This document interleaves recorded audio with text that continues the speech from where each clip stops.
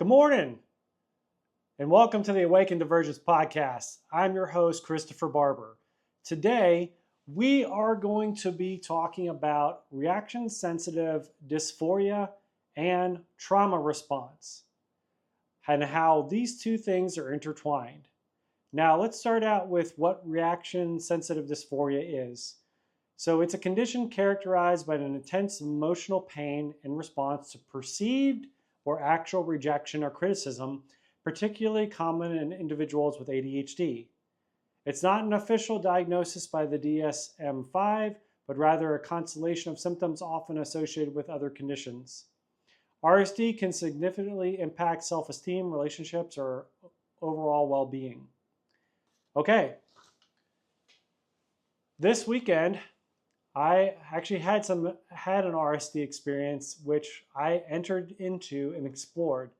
And that's what I'm going to talk about today on this podcast is that RSD experience and then also trauma response experiences that I've had this week.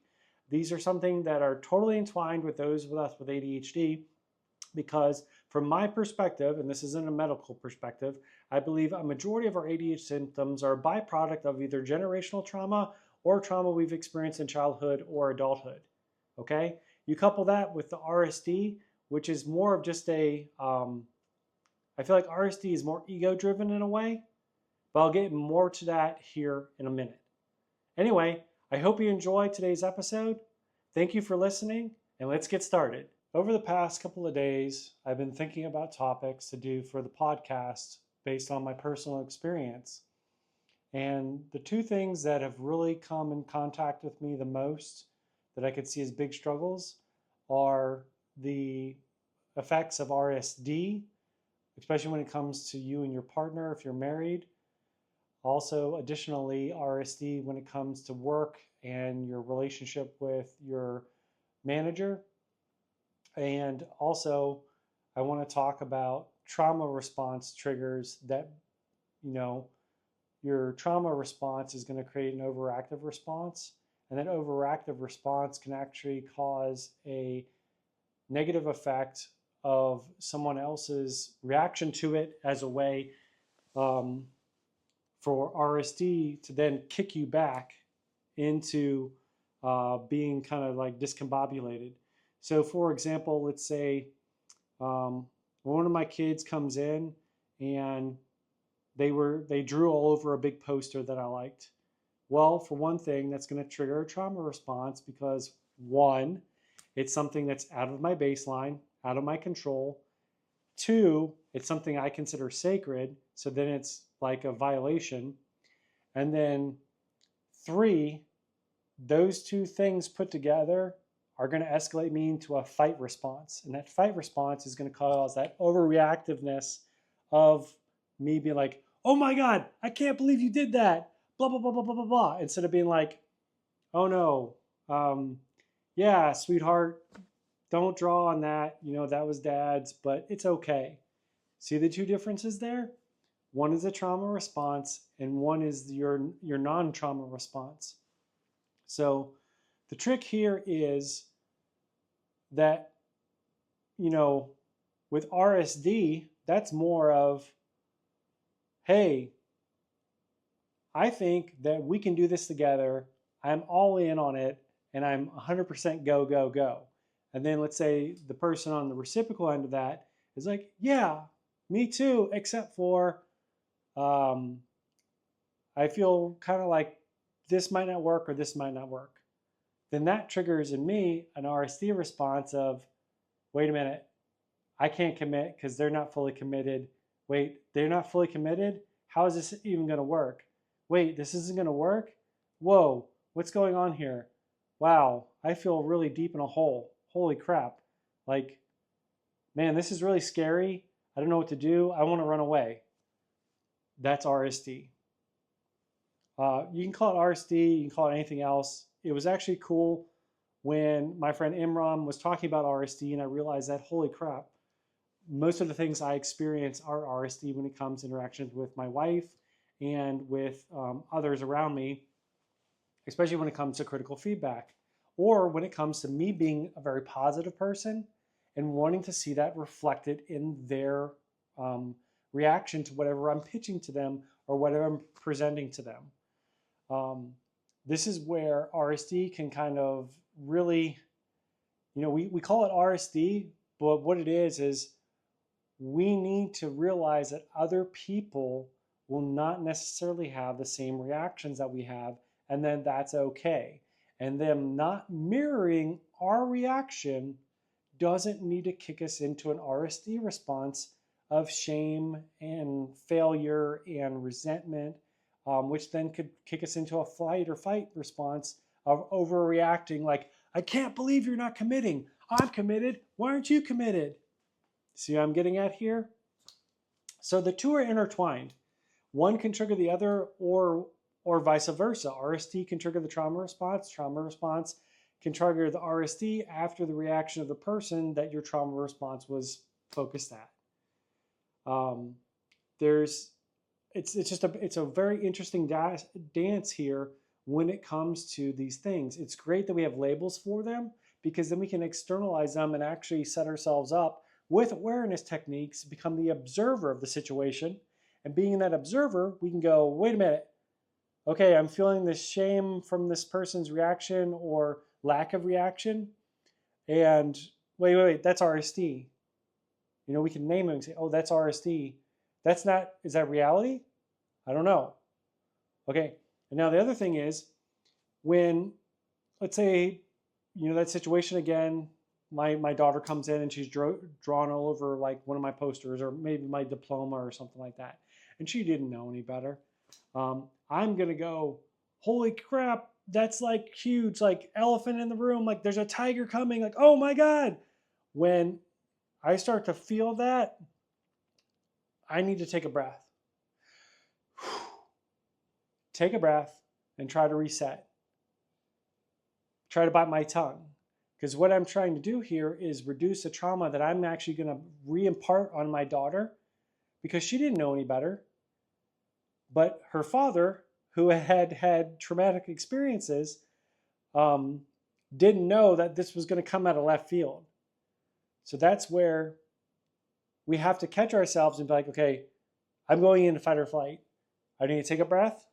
I need to turn around, or I need to start like figuring out a plan. And what it is through realizing that what we're trying to do is disconnect here what our brains piecing together to make sense of reality through our experiences with what reality is. Reality is, yes, she drew on the thing, but it's a material thing. It's not like, we shouldn't have an attachment to it. And it's okay, versus, oh my God, that was, my precious, and now she's taken my precious and basically desecrated the precious, and like I'm broken and everything else. You see the two differences here?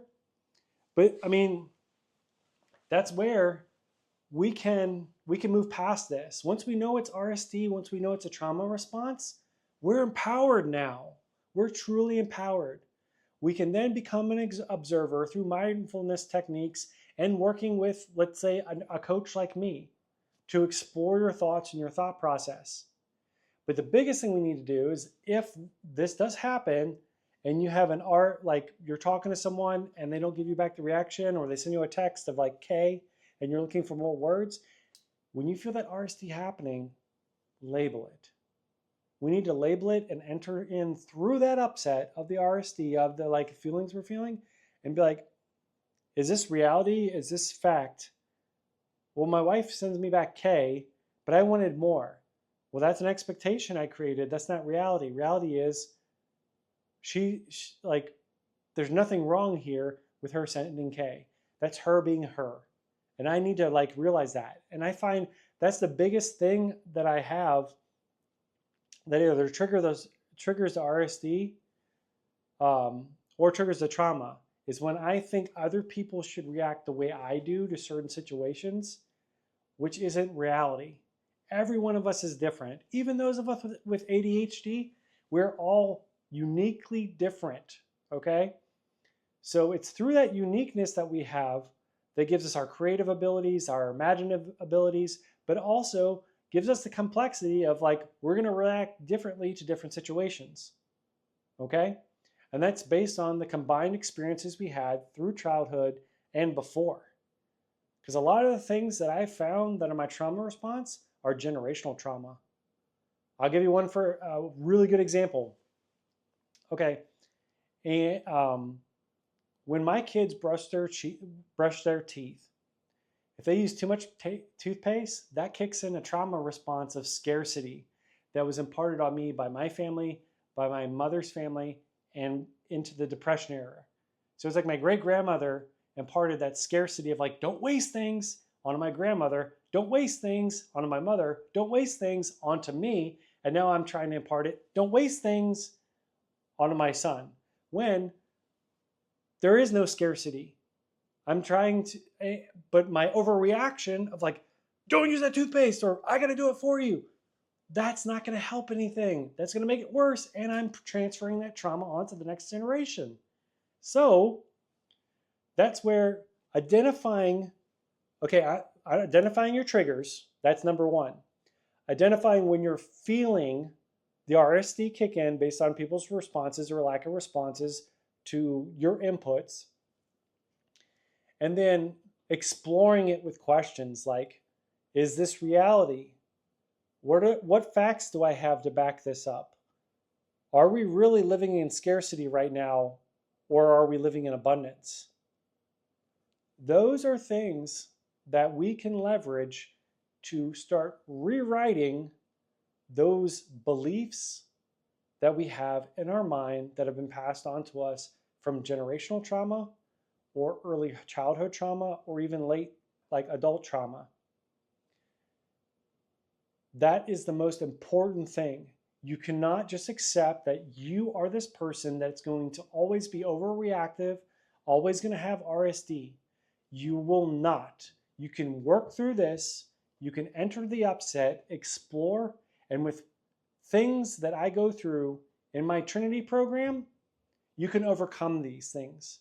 It takes time and practice because what you're doing is you're rewiring your brain to create new habits, to create a new you that's not the reactive person, that's not the RSD person. Those are all responses to stimuli, and you can change that response. Because if you can change your beliefs, you can change your thoughts, change your actions. This is true no matter what mental condition you have.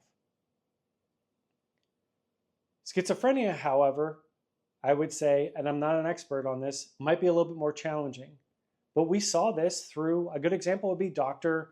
John Nash, who through his battle with schizophrenia, by redefining his beliefs, his thoughts, and his actions, was able to triumph in life and through support from his wife and others.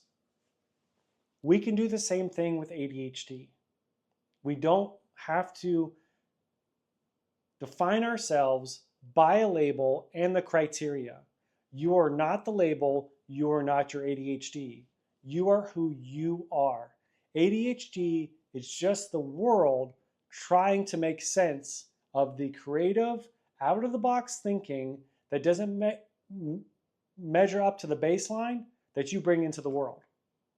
And that's scary to most of the world that wants things to be orderly and stable and make good workers, and you know where I'm going. I'm not going to go down that rabbit hole. But you are not your ADHD. You must transcend and can transcend the label. I have done it. I am living proof of it. I have to earn it every single day. Every day I have to earn that transcendence of the label, because at any moment my victim mentality can come out and be like, no, you're just going to be like this. No, I'm not going to always be reactive. I'm not going to always have RSD. I'm already chipping away at that. And I'm doing that without numbing myself with medication.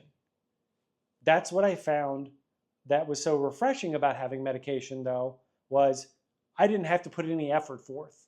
I just took a pill and my RSD went away, my trauma went away, all that stuff, because I was high as a kite. It's easy when you take a pill that masks all that stuff. But you know what happens when that pill wears off? It all comes back to rear its head. That's why through working on it, identifying it, and then rewiring your brain, you become empowered to have lasting healing. Not a patch fix from a pill, lasting healing. And that's the movement I'm trying to create here with Awaken Divergence, with my Trinity 1.0 program, and with this podcast. We are all unique people. We can be labeled ADHD, but that label will be transcended. You will all transcend that label. And I know that in the future, we will not have ADHD. You'll be seen as more of the person that the world looks to create a new dream in the world, to create a new reality, to create the future. Okay, so let's circle back to the beginning. So the main topics I was bringing up today were RSD and trauma responses, how the two are intertwined, and how we can go about the healing process. Anyway, this week's podcast is going to be a little bit shorter. I wanted to be very pinpointed at my delivery on those two topics. So once again, for all of you that have joined me today for the Awaken Divergence podcast, thank you so much. I appreciate it. And I'll look forward to speaking with you next week.